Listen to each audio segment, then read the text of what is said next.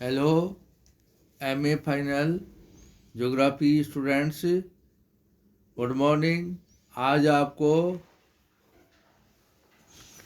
राजनीतिक भूगोल में प्राकृतिक तत्व के अंतर्गत धरातल और सागर और महासागर किस तरह से ये प्रभावित करते हैं उसके बारे में बताएंगे। प्रत्येक राज्य का धरातल पर्वत, पठार, मैदान आदि विविध भू आकारों द्वारा निर्मित होता है।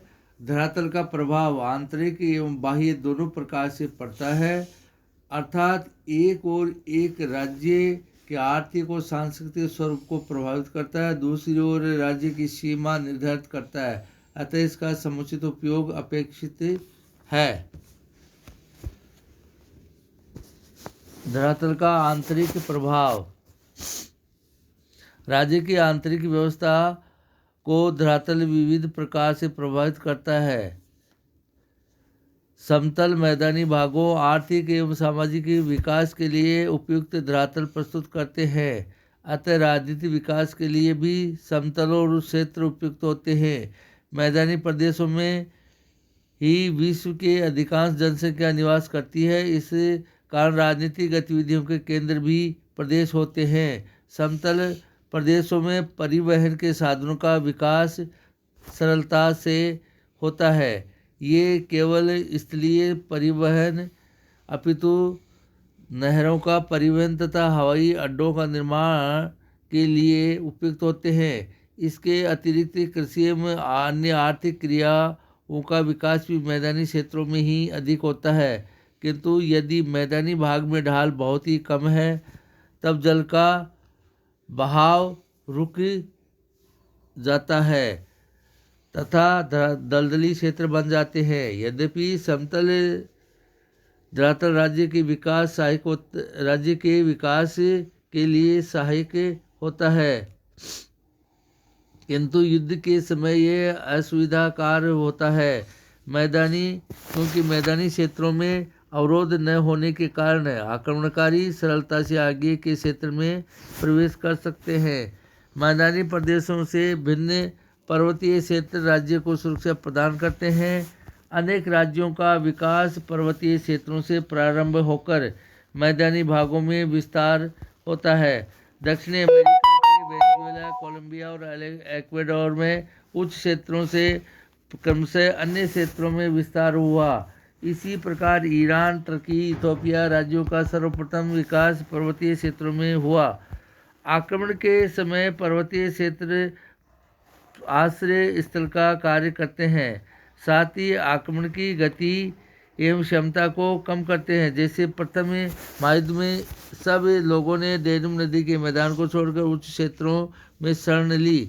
दूसरी ओर पर्वतीय क्षेत्र परिवहन तथा संचार के साधनों, कृषि अन्य क्रियाओं के विकास में बाधक होते हैं।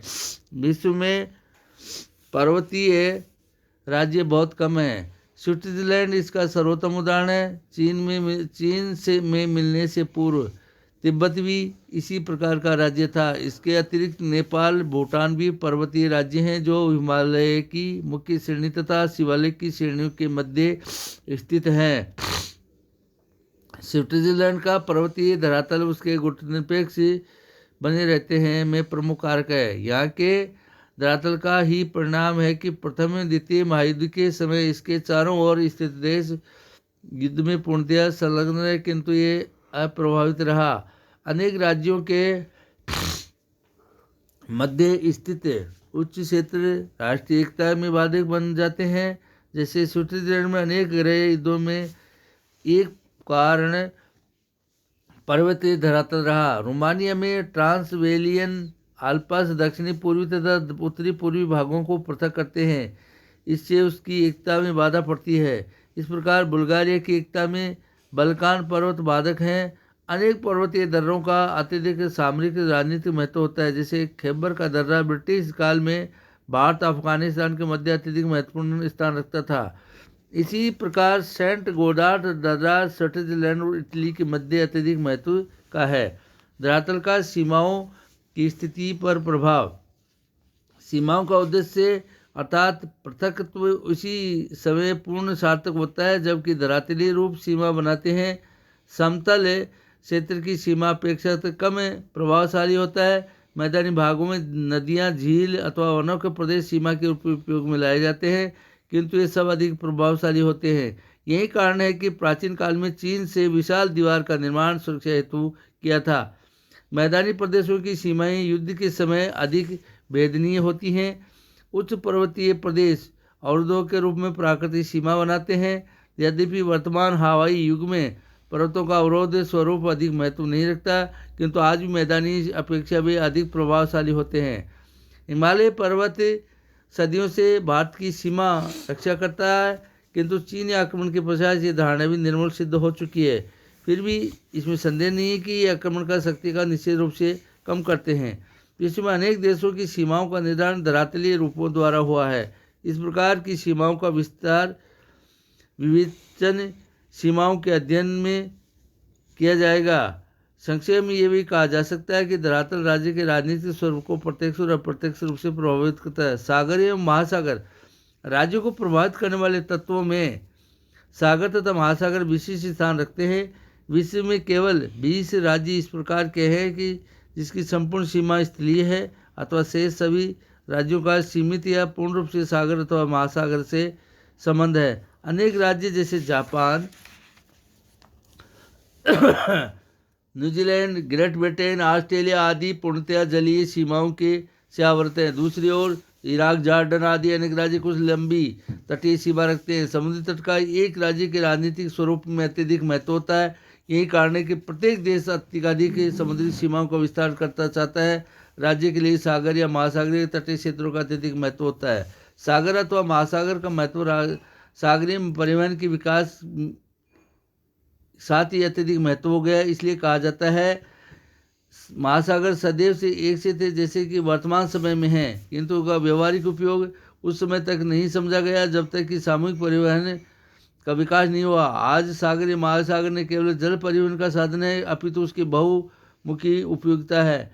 राज्य के विकास में उसकी महत्वपूर्ण भूमिका है। विश्व की ये विस्तृत जल राशियाँ जो एक समय बाधक थी, आज संयुक्त यानी कि लाभकारी हो गई हैं। वर्तमान काल में महासागरों की उपयोगिता के संबंध में निम्न हैं। व्यापारिक उपयोगिता आज विश्व के व्यापार में सागर, महासागर, जल परिवहन की अत्यधिक उपयोगिता है। विश्व के सभी तटीय राज्य इस सुविधा का लाभ उठाते हैं। आज विश्व का अधिकांश व्यापार सागर के माध्यम से होता है। व्यापार में प्रमुख सुविधा यह है कि समुद्र में मार्ग नहीं बनाना पड़ता है, शक्ति का वेग कम होता है, विशाल मात्रा में माल एवं मनुष्य स्थानांतरित किए जा सकते हैं। भोजन प्रदाय वर्तमान विश्व में जहाँ खाद्यान्न की कमी अनेक देशों के लिए समस्या बनी हुई है, मछली के रूप में सागर महासागर खाद्य पदार्थ का विशाल भंडार प्रदान करते हैं। मछली पोषकता की दृष्टि से उत्तम होता है, खाद्यान्न की पूर्ति करने में सहायक है, साथ ही अधिक उपलब्ध होने से आय का स्रोत भी बन जाते हैं। पश्चिमी यूरोप के अनेक देश तथा जापान आदि मछली से भोजन प्राप्त करते हैं। संयुक्त एवं सुरक्षा एवं शक्ति सागर एवं महासागर देश को सुरक्षा प्रदान करते हैं। प्राचीन काल में ये सुरक्षा प्राकृतिक प्रदेश साधनों में प्रमुख थी, क्योंकि सागर पर आक्रमण कठिन ही असंभव था, किंतु विकास के साथ आज सागर आक्रमण से परे नहीं है, किंतु स्थल सीमा की तुलना में सागरीय सीमा आज भी अत्यधिक सुरक्षित मानी जाती है। इसके अतिरिक्त नौसैनिक शक्ति का विकास भी वर्तमान राज्य की प्रमुख आवश्यकता हो गई है। ये विश्व शक्ति का प्रतीक तथा सुरक्षा का आधार है। वर्तमान युद्धों में नौसेना की प्रधान भूमिका होती है। यही कारण है कि महासागर भी आज सैनिक गतिविधियों के केंद्र हो गए हैं, जिसका प्रत्यक्ष उदाहरण हिंद महासागर है, जो विश्व शक्ति राजनीति का केंद्र बन गया है। खनिज उपलब्धि महासागरों के तल विशेषकर तटीय क्षेत्रों में उपलब्ध अनेक खनिजों ने उसकी उपयोगिता में और वृद्धि कर दी है।